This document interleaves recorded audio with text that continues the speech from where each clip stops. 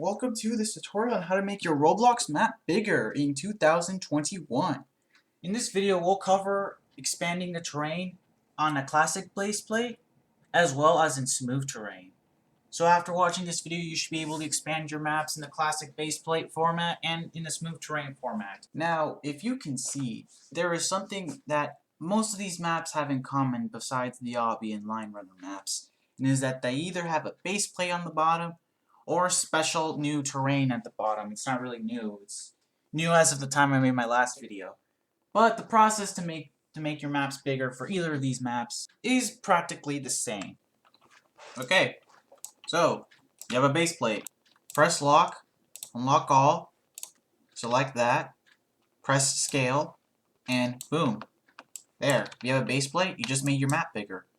Congratulations, you can also make it thicker, yeah, because why not? And if you don't want to mess around with the map anymore, you just press lock tool, that'll just, lock it. Suggest you just do this for the base plate first, because if you put anything on it and then you move it afterwards, you might mess up the map a bit. Hey there, it's me from the future while editing this video, and I'm just here to tell you that, yes, you can move the base plate still. You have items on your map, such as here in this Roblox map that you probably recognized from the last video, where I pressed the lock tool, I pressed unlock all, and I pressed the scale tool, and hey, what do you know? You can make the map bigger still, and nothing gets messed up as long as you don't change the thickness. Bury everything.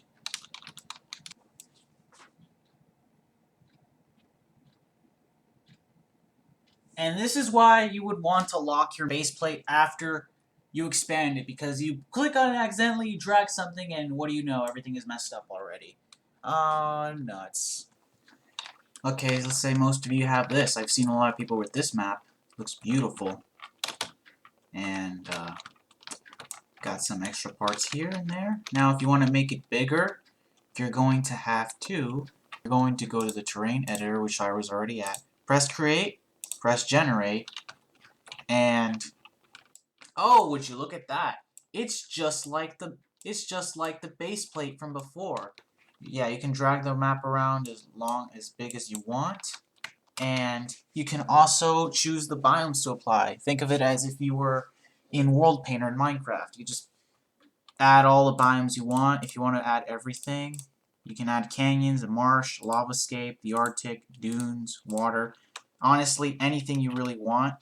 Pick a seed if you really wanted to. If there's any specific configuration you want.